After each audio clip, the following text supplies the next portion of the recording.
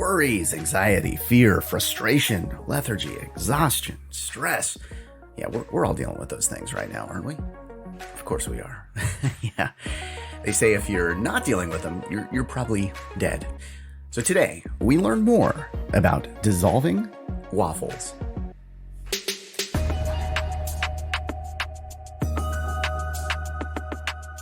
Thanks for listening and subscribing to Learning More. It's Russ with you.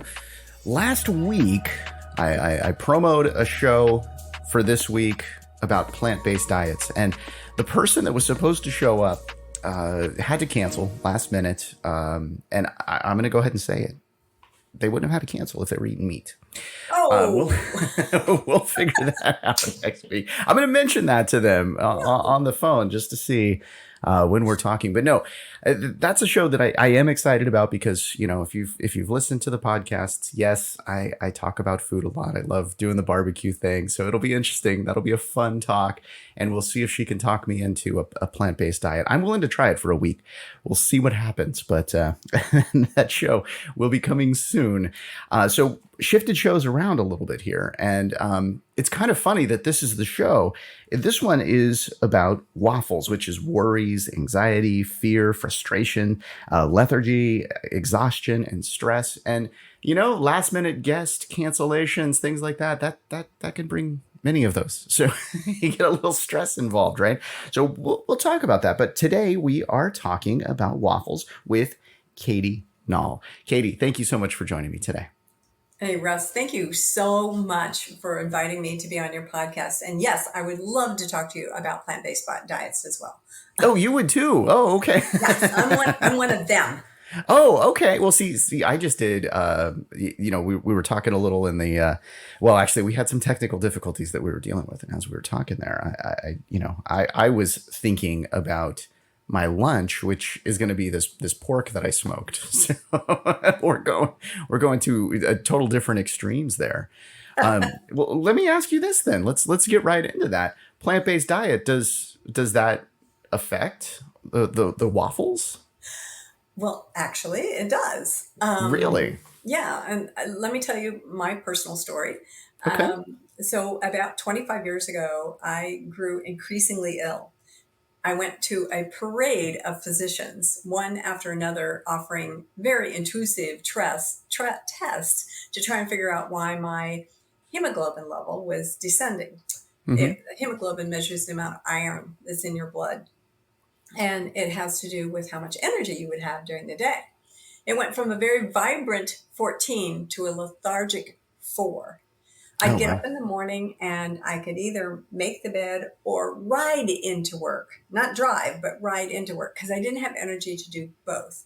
Luckily, at the time, I was working at my husband's office and he would frequently find me asleep under the conference room table because I was just done. exhausted. Yeah. Until they finally asked me, who's your favorite oncologist? And I was like, okay, those two words don't go together. Right. But I luckily was recommended to go to an oncologist who was also a hematologist. He also ran a number of intrusive tests, including giving me what they call an iron infusion. And that is where they pump iron directly into your bloodstream. No one except for the physician can administer it. And he sits there the whole time watching you to see if you might die, because that was the release I had to sign, knowing that I might die getting this iron infusion. And there was no difference at all in my hemoglobin level. So he said, I don't know what to do with you. I think I'll test you for sprue. And I was like, I don't know what you're talking about. What is this? Right. I said, I got to have my husband in here so he can interpret here. And it turned out he was talking about a more commonly heard of term today called celiac. Oh. And I said, well, what is it? And they tested me for it, found that I was positive. And I said, well, what do I do with this? And they said, you can no longer eat gluten. And I said, well, what's gluten? This was 20 years ago, so I didn't have any idea what was going on. And they explained to me what I could and couldn't eat, changed my diet. Now, this was after every physician I talked to, when we tried every alternative possible, they said it's going to take 3 months before your iron level will return because that's just how long your body takes. 1 week of being gluten-free, and my hemoglobin level went back to a vibrant 13. Really? So the 1 week. gluten was doing that to you. Yeah. So I thought, wow, this food Interesting. thing is kind of interesting. I'm going to do some more research. And I'm somebody who likes to dig into things. As am I, yeah. Yes, I know you like learning more. So I have a great book to recommend to you. It's called The China Study by Doctors Campbell. The father is a PhD and the son is an MD. They looked at research done all over the world. And there was one bit of research that really hit home with me. It was done in India where they had 2 cages of identical rats. And in one cage, they fed them what we call the SAD, the standard American diet. Okay. and the other cage was all plant-based. That's all it was. And in looking at the 2 cages, what they found is that 100% of the rats who were fed the SAD diet got cancer, heart problems, every possible problem they could. The plant-based diet cage didn't get any of that. So they said, okay, let's see what happens when we change diets. So they gave the first group that was getting the SAD diet, they gave them the plant-based diet, and they gave the plant-based rats the SAD diet. Now, interestingly enough, the rats who had cancer, diabetes, heart, all the problems at all, on a plant-based diet, all of those issues dissolved. Interesting. Gone. Interesting. And all the ones, as you might imagine, who went to a SAD diet, guess what happened to them? Yeah. Right. Problems. So I read that and I thought, whoa. And I was so impressed with it. I bought 9 copies of the books from Amazon, sent one out to all my siblings and my children. I said, I don't care if you read it or not. This is so important to me that I would be remiss if I didn't share this information with you. I don't believe anyone read it at all. But I felt it was my obligation, it was my obligation to share it with them. So I have one last story to add to this that may influence your decision. Okay. All right. My husband was diagnosed and treated with bladder cancer, and the treatment meant that they dug out a whole bunch of organs and threw them away. After the surgery, the physician said, your tumor markers are going to go up for a while, and then they're going to level off. So we drove back to the cancer center, and they went check on markers. They went up, they went up, they went up, they went up, they went up. They never leveled off. I didn't say anything. My husband and I have different opinions about all this. Okay. And then the next visit, where they kept going higher and higher, the next visit, they plummeted down to below what they were pre-diagnosis. Now, the physician never asked what's going on. He just said, oh, good job, and left it at that. But we got in the car, and I turned to him. I said, okay, sport, what's going on? What are you doing differently? Right. He hung his head a bit and said, well, I've been listening to you a little bit. He cut out eggs out of his diet. Really? Just eggs. And just eggs. Interesting. And well, if you think about it, Russ, when a scientist is going to culture a virus or a bacteria, what kind of culture do they put it in? It's an egg culture. The purpose of eggs in your diet is to grow bacteria and to grow viruses. Wow. My husband no longer eats anything that has egg in it. And just because he lives here, he doesn't eat that much gluten either. When I go in for my physicals, my doctor gives me a hard time. And she says, you're supposed to be getting older. She said, but all of your indicators say that you're getting younger. Well, that's a beautiful thing. Yeah, it's interesting. I mean, it shouldn't be a surprise, really, right? I mean, it's chemistry. I mean, it's like we understand that. Like, let's just adapt our diet I'm saying that, but then there's the pulled pork thing. So you actually just brought up something else though that I wrote down on my list. Yeah, this is the great thing about this show.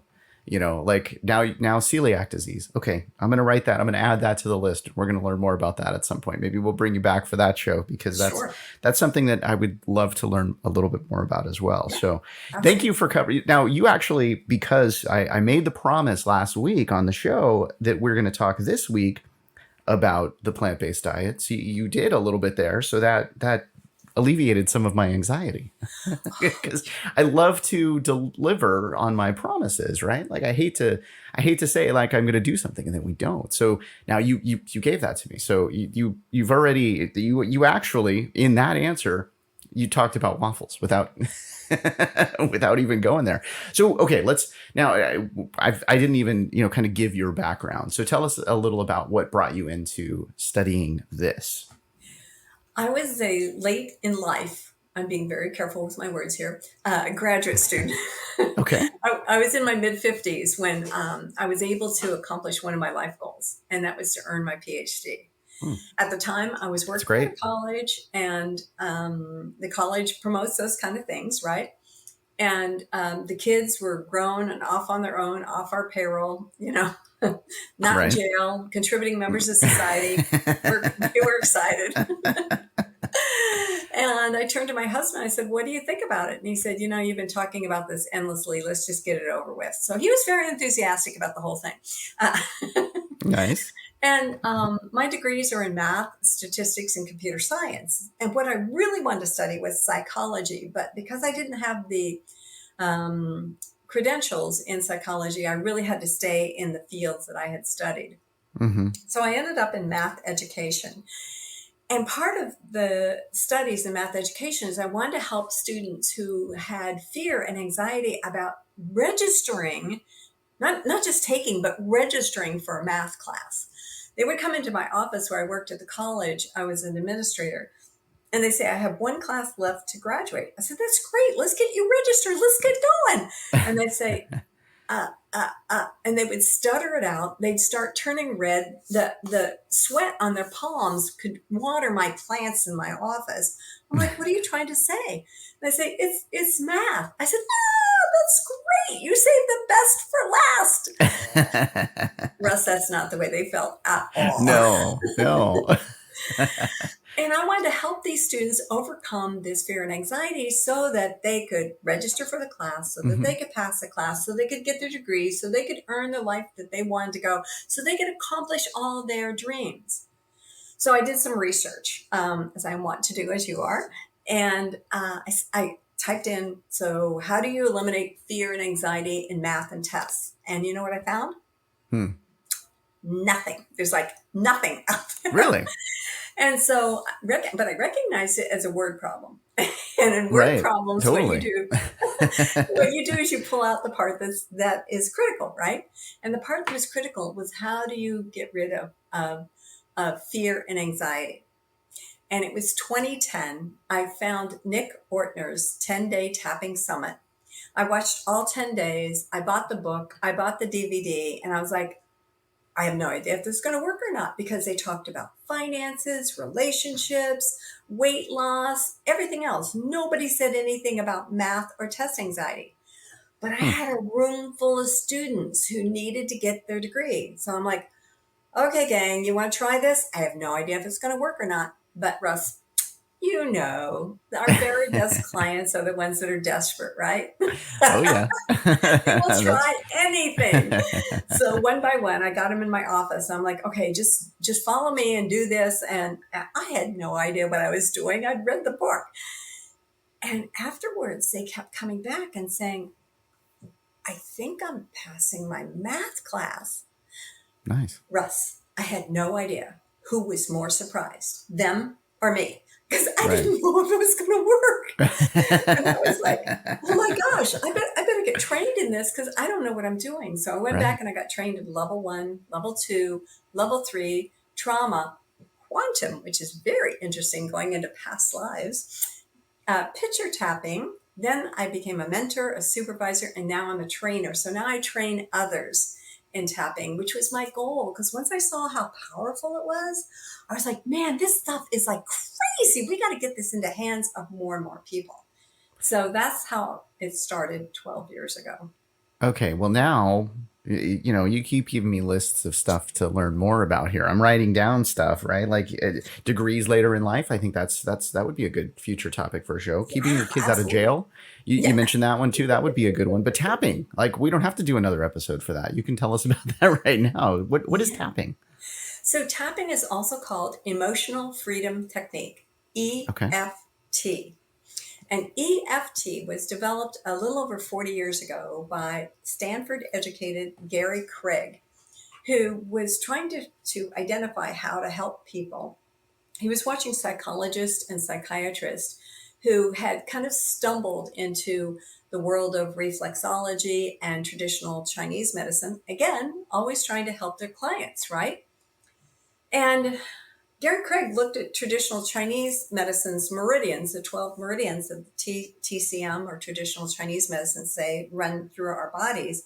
And he looked at all those meridians and he said, there's like 8 points on your body where those 12 meridians intersect. And if you tap on those 8 points, you're going to get 96 to 98% of your meridians.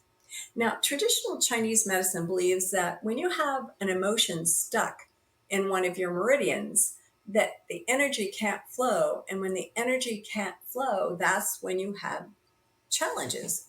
Some people say diseases or discomfort. Mm-hmm. So Gary Craig started this, and he put everything out on the internet for free. God bless him. And so I found a lot of stuff. And I got so enthusiastic about it. I was going up to people in the street, total strangers, but you could tell by the way they looked that they were unhappy. I'd grab them by the shoulders and say, "Let me help you. I can help you." And of course, people are like, "Stay away, lady. What is wrong with you?" So I decided to back up a little bit and say, let me tell you all about emotional freedom technique, EFT. It's amazing. I mean, I was passionate about it. Well, again, people were like, stay away. And besides, what's tapping? Are you going to dance for us, Katie? I'm like, no, I'm not going to dance. And then finally I came up with, you know what? What tapping does is it dissolves your waffles. It dissolves your worries, anxiety, fear, frustration, lethargy, exhaustion, and stress. And it does it very, very easily. Would you like to see a demo? Oh, okay. Sure. Okay. I'm going to ask you a whole bunch of questions first. I'm going to make you my volunteer. Guinea pig. Okay. Got it. Okay. What we're going to do first we're just going to tap on the 8 points, and then I'm going to ask you some questions. Okay. Okay. So the first point is on this. If you have one hand and you're looking at your palm, the fleshy part of your hand between your wrist and your little finger. Okay. Tap on that fleshy part right there. Okay. Does it matter which hand? Right hand, left hand? Doesn't matter which hand. And it's going to be true all the way through. You can do one side or the other, and it doesn't matter. And I'm going to ask you some questions. And after I get the answers to the questions, I'm going to have you repeat 3 sentences here on this fleshy part of our hand. The next part, Russ, is right on the top of your head. So right on the crown of your head. Okay. And you can use one hand or the other or both and do a monkey move if you want. Okay. Easy to find, the bald guy here. There you go. And then the next spot is above your nose, right on the edge of your eyebrow. I'm warning you, I'm going in for a close-up here. It's right on the edge of your eyebrow. All right. And then the next spot is between your eye and your hairline on your temple. And you tap right there. Hairline's a little harder to find for me. But yes. Okay. Try the edge of the eye then. The next spot is where I keep all my bags for a quick getaway, and that's under my eye. Oh, right. And then we go under the nose, above the lip. Okay. And then below the lip, above the chin. All right. And then cross your wrist, and then go right on your collarbone and tap right there. By the way, we're just tapping with a couple of fingers. Just because people can't see us at home, I'm giving it. I know. The last spot is about 4 inches under our arms. We're going to tap our ribs. So give them a good thump. Oh, there we go. There you go. All right. Okay. So those are the spots. Now, here are the questions. Russ, in the last 24 to 48 hours, can you think of something specifically that caused you waffles that when you think of it now, it still brings up a negative kind of emotion?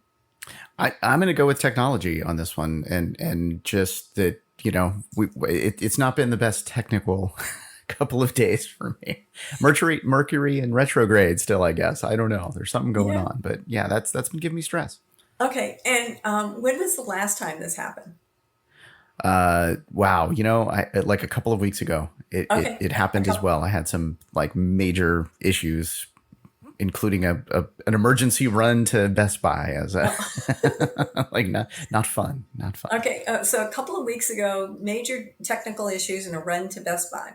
And when you think about that right now, what negative emotion is coming up? Negative emotion. It was. It's almost actually, this is an odd one. I'm going to say fear, because I was afraid that I wasn't going to be able to complete what I needed to get done. Got it. Fear. And from the top of your body to the bottom of your toes, where is that fear right now? I would say, I mean, I kind of feel it as I'm talking, like kind of like back area, like right around, like upper back, I would say. Upper back? Okay. Yeah. Okay. And 0 to 10, where 0 is like, it's no big deal. Everything worked out. And 10 is the most fear you've had in your entire life. What number would you give that fear in your upper back right now? Right now, I would say it's low, a 2. A 2. Okay, great. And is this a true statement? Right here, right now, I feel safe. Yes. Okay. So here we go. You ready? Okay. We're going to start with looking at your palm of either hand and using the other hand to tap on the side of the hand. Okay. And then repeat after me and say, even though. Even though. It was 2 weeks ago. It was 2 weeks ago. But it was a major technical problem. An emergency run to Best Buy. And thinking about it now. I still have some fear in my upper back. Right here, right now, I feel safe anyway. Right now, right here, I feel safe anyway. We're going to repeat that twice more. Even though. There's a little bit of fear in my upper back. Remembering 2 weeks ago. All that technical failure. That emergency run to Best Buy. Oh, right here, right now, I feel safe anyway. Last time. Even though. In my upper back. I feel a little bit of fear. Just remembering what happened 2 weeks ago. That technical failure. And the run to Best Buy. That fear that I couldn't complete something. Right here, right now, I feel safe anyway.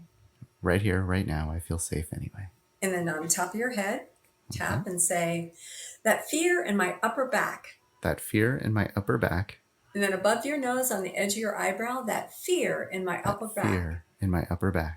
And on the side of your eye and the edge of your eye, that fear in my upper back. And then under your eye, that fear in my upper back. Under your nose, that fear in my upper back. Under your lips, that fear in my upper back. And on your collarbone, that fear in my upper back. And then tap your ribs, that fear in my upper back. And then put your hands on your shoulders, and we're going to blow our air out like a cartoon character. It looks like this.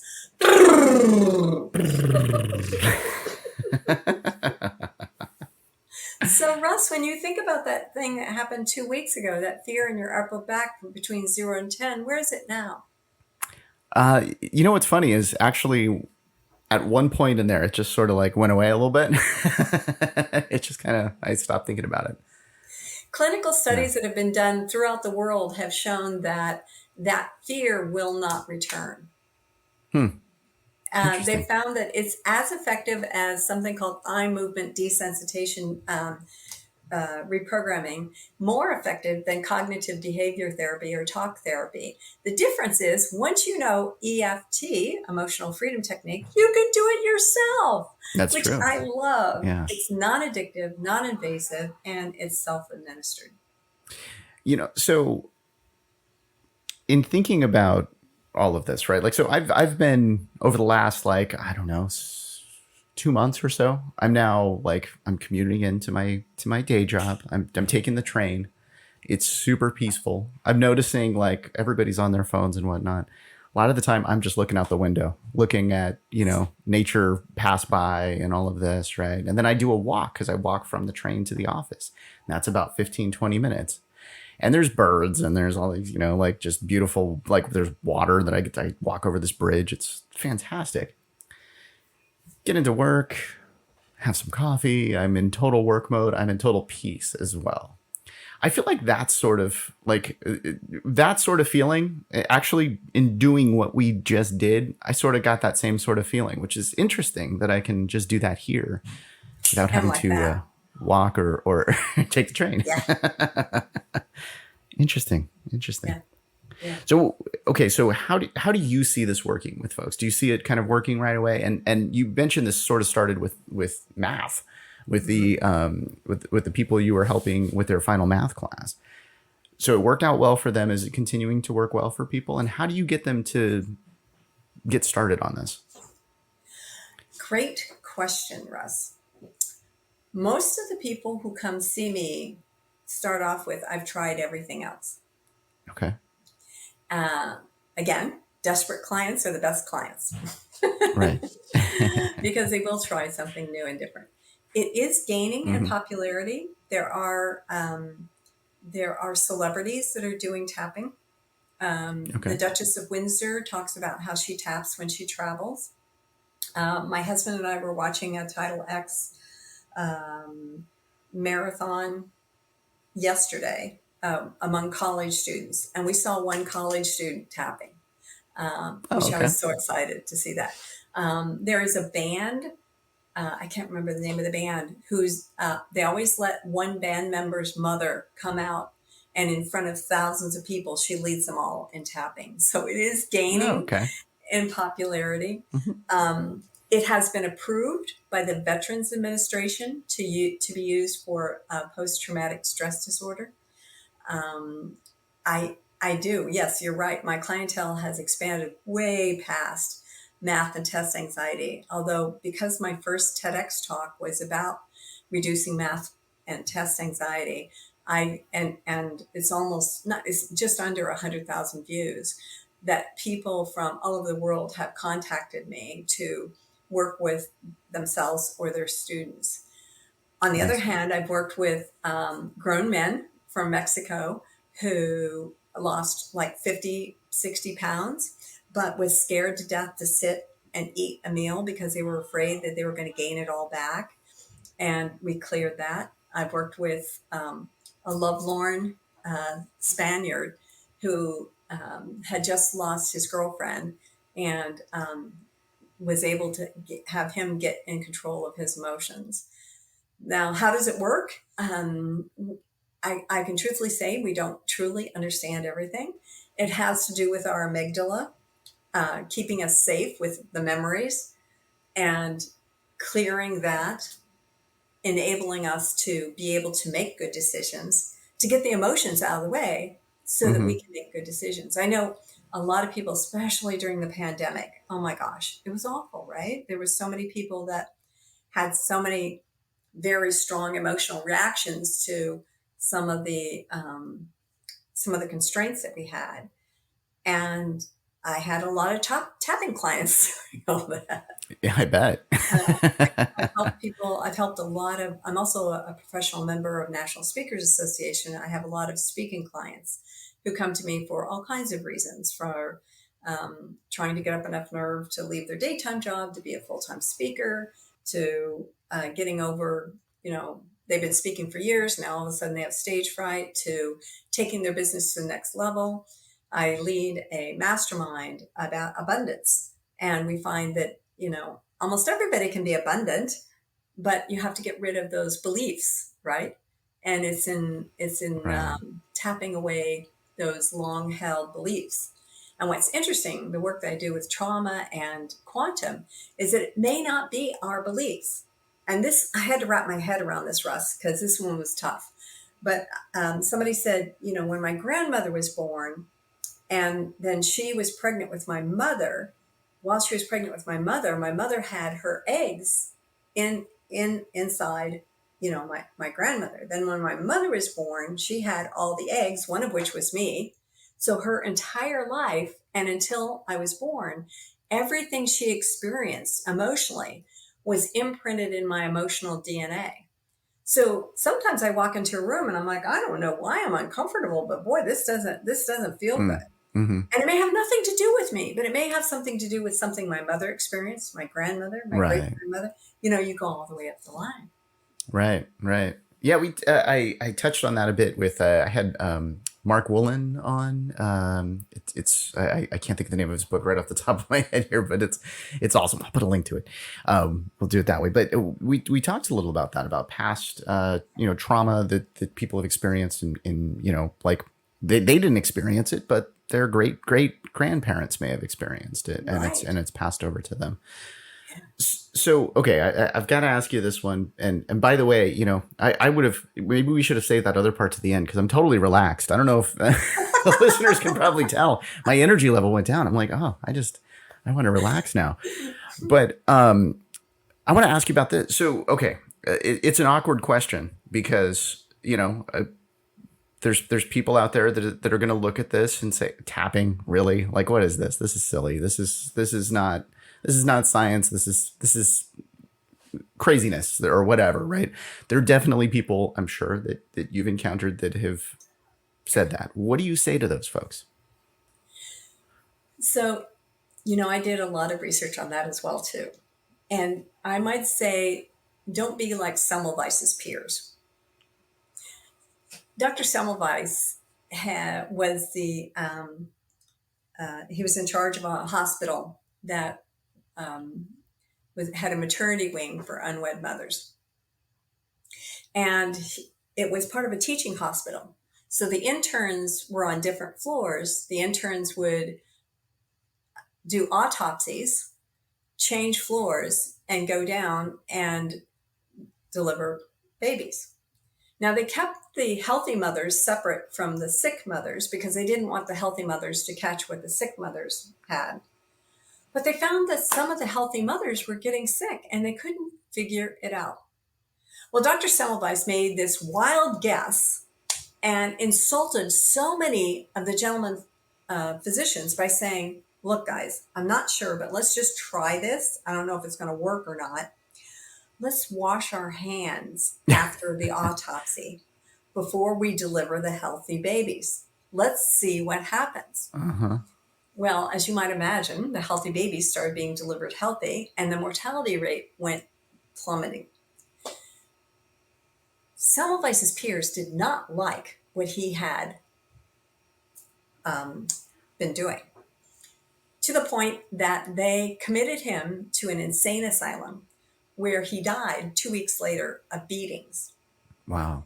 And it was only because he couldn't explain why hand washing worked. It wasn't until decades later, when germs were named and discovered by Pasteur, that they could understand the purpose of hand washing. So for those who doubt, I would say, bravo, keep doubting and try it. Because just because we can't explain it or name exactly what happens, all that means is that we don't have the tools and techniques and the knowledge at this moment in time, but that doesn't mean that it's less effective. Right. For me, it's kind of like, these things are, it may not be right for certain people. Okay, it's fine. It's not right for whatever, right? For whatever reason, they can't put their mind into it. But it's kind of like, when you have a child, you said you have kids, you know what this is like early on, right? Like, they have their set food that they want to eat, and they don't want to try anything else. And then all of a sudden they try something, and it's like, oh my God, this is amazing. I love this. Like, try stuff. Like, why not? Right? Like, see if it's right for you. And, and hey, you might get to feel as relaxed as I am right now. So that's a huge win. Yeah, that is a huge win. And usually with new clients, the first tapping round, and what we did was kind of a round. The first tapping round is, what do you think about tapping, and what emotions coming up? So we start there. Gotcha. So you start kind of with the potential problem, or potential blockers, I guess you would say, for working towards this, and work from there. And the biggest blockage that I get, Russ, is, in fact, I had one person who absolutely refused to do it because I asked them to name their negative emotion. And they said, right. You've got to be positive. And I'm like, okay, you can be positive all day you want, but I can guarantee you there's a negative emotion in there somewhere that you are squelching down. Yeah. And yeah, what, one of the things about like this time, and I've said this on the show before, but what I love about this time is that people are more willing to deal with their trauma, their stress, their issues. It's funny, like, I'm now just repeating something I've said, but it's like just over and over. It always hits me, and I always think about it. It's like, back in the 80s on TV shows, you'd hear, oh, they're going to counseling. And it was like this whispered thing. And now it's like, you hear, oh, yeah, my counselor says that. And my psychologist says that. Like, fantastic. That's great that we're more open to these things. So I think, it's a nice time to do this. And then with all of the stress of the pandemic, come on, we all have stress. Yeah, every day. We all have something. Yeah. So it's definitely something who identified, named, and researched stress, Dr. Sallier, said that the only time you don't have stress is at death. So yeah, there you go. That's when other people get stressed. So right. There is that. Yes. Okay. So you've got a lot going on. You've got the tapping techniques, and you've got a book out. You've got the TED Talks. So let's talk a little about that, where people can find more information and learn more about this. Oh, thank you so much, Russ. I'm on all social media by the name Katie Nall, PhD, because it took me 4 years and I was in my mid-50s. So yeah, Katie Nall, PhD. I'm a bit of a wordsmith. So my website is my last name, Nall, Nall, followed by the word edge, EDGE, and CO for company.com. So it's knowledgecompany.com, NALLEDGECO.com. That's awesome. Yeah, I when I saw that, I was like, oh, is this Katie? Oh, yes, it is. That's awesome. I love the name. I'm a marketing guy, and I'm like, oh, this is cool. I can't ever do anything with my last name. It's Katnack. We can have fun. Let's schedule time. Okay, we'll figure that out. Yeah. All right. Well, thank you so much for the tapping session that you did with me. And thank you so much for joining me today and helping us all learn more about dissolving those waffles. Thank you so much, Russ. And thank you for listening and subscribing to Learning More. We encourage you, and thank you for rating this podcast and sharing it with your friends. As with any podcast that gives medical or legal opinion, the information is not meant to substitute professional advice, and we encourage you to consult a professional to discuss your exact needs. Hey, just as we did in the show, just as Katie did, she suggested some future topics for the show. So celiac disease, I gotta do that. I'm very interested in learning more about that. There's other things that we talked about, and there's other things that you probably want to learn more about. So contact me. Let me know. Head over to our website, learningmorepodcast.com. And guess what? It might just become an episode. Or if you want to be a guest on the show, you can do that same thing and just suggest the topic, and we'll check it out. I look at all of those things. So please do that for me. That would be awesome. And next week, we got a new episode coming out. By the way, we switched the launch days to Thursdays. I'm sure you've noticed that. It's just proving to be the better day. So we're going with it. So next Thursday, we will have a new episode. As the shift has happened here, we've had to move things around from my plan here, but that's all right because, I was with Katie today. Everything made me feel better. So I'm not going to worry about that. Next week, we will have a new episode. I'm going to surprise you with what it is, I guess. We'll do that. Hey, thank you again for listening. Thank you for subscribing. I'm Russ, and I look forward to learning more with you next time.